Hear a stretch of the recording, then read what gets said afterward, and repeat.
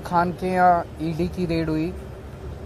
ये कोई पहला मौका नहीं है जब प्रधानमंत्री जी ने आम आदमी पार्टी के नेताओं पे रेड कराई है। जब से हमारी सरकार बनी है दिल्ली के अंदर, प्रधानमंत्री मोदी जी की पूरी कोशिश है कि किसी भी तरह से आम आदमी पार्टी को कुचल दिया जाए, ख़त्म कर दिया जाए। जैसे हमारी सरकार बनी 2015 में, 2016 में इन्होंने शुंगलू कमेटी बिठाई।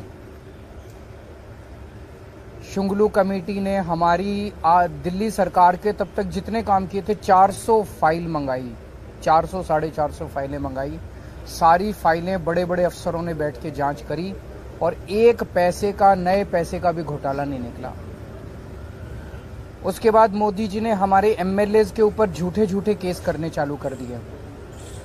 हमारे आम आदमी पार्टी के एमएलएज पे अभी तक 170 से ज्यादा केस कर चुके हैं, 170 से ज्यादा, और उनमें 140 से ज्यादा केसेस में जजमेंट आ चुके हैं, जिसमें सारे जजमेंट मोदी जी के खिलाफ हैं।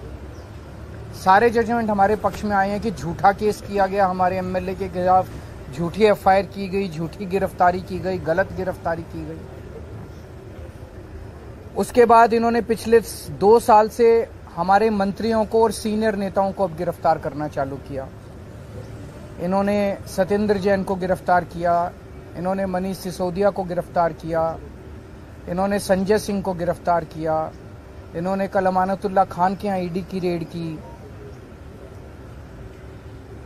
मामला चूंकि कोर्ट में है, मैं सब जुडिस है, मैं ज़्यादा नहीं बोलूँगा, लेकिन अगर आपने मनीष सिसोदिया के केस में पिछले हफ्ते सुप्रीम कोर्ट में जो सुनवाई हुई, अगर आपने वो सुनवाई सुनी हो, तो जिस तरह से जज बार बार उनसे एक ही सवाल पूछ रहे थे कि कोई तो सबूत दो, कोई तो सबूत दो। इन लोगों के पास एक भी सबूत नहीं था मनीष सिसोदिया के खिलाफ। तो इसका मतलब सारे के सारे केसेस झूठे किए जा रहे हैं। कल जो अमानतुल्लाह खान के यहाँ रेड हुई, वो भी एक तरह से, जिस तरह से आम आदमी पार्टी को खत्म करने के लिए मोदी जी की पूरी मुहिम है, उसी का एक हिस्सा है। आज तक एक नए पैसे का कहीं कोई हेराफेरी नहीं निकली। मैं नरेंद्र मोदी जी को चैलेंज करता हूं, आप इतनी इंक्वायरी हमारी, बोले बस घोटाला कर दिया केजरीवाल ने, सड़कों का घोटाला कर दिया, बिजली का घोटाला कर दिया, पानी का घोटाला, इतने घोटाले, इतनी जांच करा ली। एक नए पैसे का मैं चैलेंज करता हूं, एक नए पैसे का अगर आपको कहीं कुछ मिला हो, अगर मिला हो तो आपको लगता है मेरे को छोड़ देते मोदी जी, कहीं कुछ नहीं मिला उनको। तो ये सारी की सारी जितनी जांच चल रही है, ये सारी फर्जी जांच है और उनका मकसद भ्रष्टाचार खत्म करना नहीं है। दूसरी पार्टियों के जितने भ्रष्टाचारी हैं, सारे भ्रष्टाचारी उन्होंने अपनी पार्टी में शामिल कर लिए। हमने देखा महाराष्ट्र के अंदर अभी 2 दिन पहले जिन नेताओं को चिल्लाकर मोदी जी ने कहा कि इन्होंने 70,000 करोड़ का घोटाला कर दिया, उन सारे भ्रष्टाचारियों को, जो मोदी जी की नजर में भ्रष्टाचारी थे, उनको उन्होंने अपनी पार्टी में शामिल कर लिया। उन पे जितने केस कर रहे थे वो सारे केस खत्म कर दिए।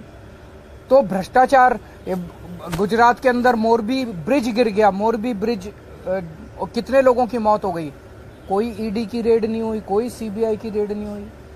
इनके अपने राज्यों के अंदर, कर्नाटक के अंदर बताते हैं 40% कमीशन वाली सरकार, इनकी सरकार को फेमस कहा जाता था, कोई ईडी की रेड नहीं हुई उनके यहाँ, कोई सीबीआई की। बीजेपी वालों के अंदर, उनकी अपनी सरकारों के अंदर किसी तरह की जांच नहीं होती। अभी सीएजी की रिपोर्ट आई है, उसने इतने सारे इनके घोटाले निकाले हैं, कोई सीबीआई की रेड नहीं होती, कोई ईडी की रेड नहीं होती।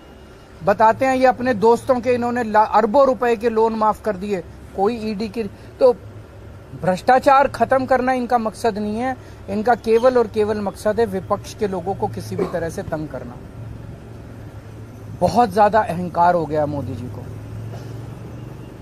आप टीवी पे देखते हैं जिस तरह से वो चलते हैं, उनकी चाल में अहंकार नजर आता है, उनकी जुबान में अहंकार नजर आता है, उनकी बातचीत करने में अहंकार नजर आता है। जिस तरह से वो अब किसी इंसान को इंसान नहीं समझते। और अगर किसी देश के राजा को इतना ज्यादा अहंकार हो जाए तो फिर उस देश की तरक्की कैसे हो सकती है।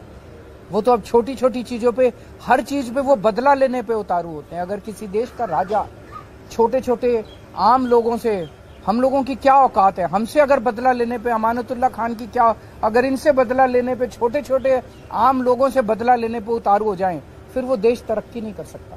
आज देश का माहौल बहुत ज्यादा खराब हो चुका है।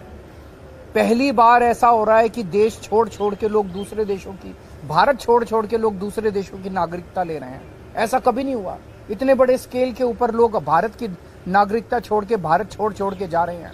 पूरे देश का माहौल खराब हो चुका, व्यापार बर्बाद हो चुका है, उद्योग बर्बाद हो चुका है, व्यापारी डरे हुए हैं, उद्योगपति डरे हुए हैं, आम जनता डरी हुई है, मीडिया वाले डरे हुए हैं, आप सब लोगों को डरा रखा है।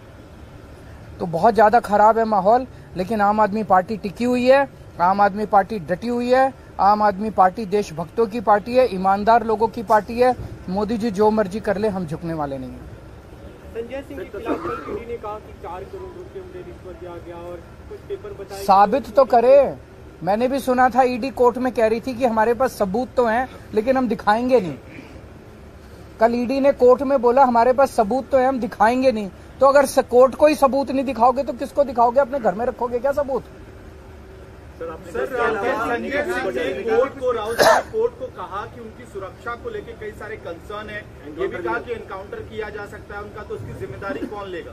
तो मैं उम्मीद करता हूं कि कोर्ट इस बारे में वो लेगा और उसके ऊपर उचित कदम उठाएगा। सर कल इनके यहाँ रेड हुई है तो क्या मामला बताया या क्या निकला है कुछ? देखिए, मेरे यहाँ जो कल रेड हुई है तो हमने उनसे ये पूछा कि भाई ये बताओ आप किस एफआईआर के तहत मेरे पास आए हैं। तो उन्होंने कहा कि साहब 2016 में एक एफआईआर की थी सीबीआई ने, हम उस मसले में आए हैं। तो जो सीबीआई ने एफआईआर की थी वो ऑलरेडी कोर्ट के अंदर चल रही है, चार्जशीट उसमें सबमिट हो गई है, मैं उसमें बेल पर हूँ।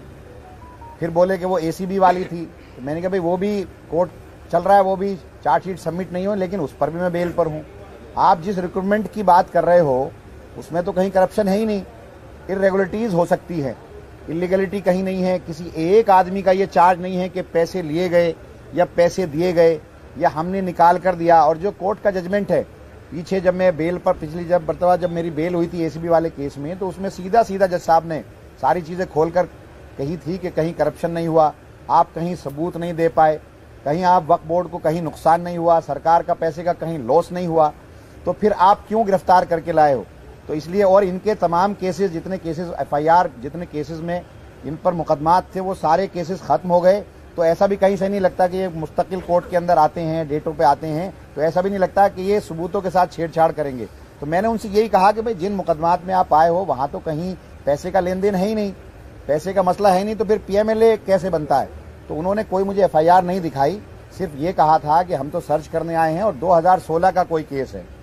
तो 2016 का जो केस है वो नागपाल साहब के हैं, जो 17 तारीख को उसमें हियरिंग है, उसमें मैं पहले से जो हूँ बेल पर हूँ और वो चल रहा है। और वहाँ ये खुद नहीं जम पा रहे हैं, कुछ बता नहीं पा रहे हैं, वहाँ कुछ दिखा नहीं पा रहे हैं।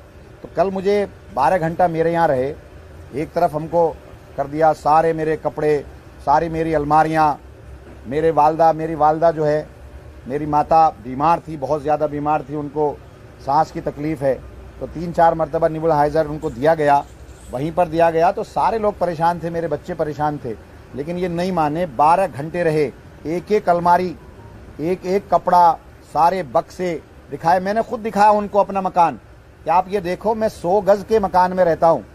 100 गज का मकान है, जिसमें से अंदर का जो एरिया है, कवर्ड एरिया, वो 70-80 गज का है।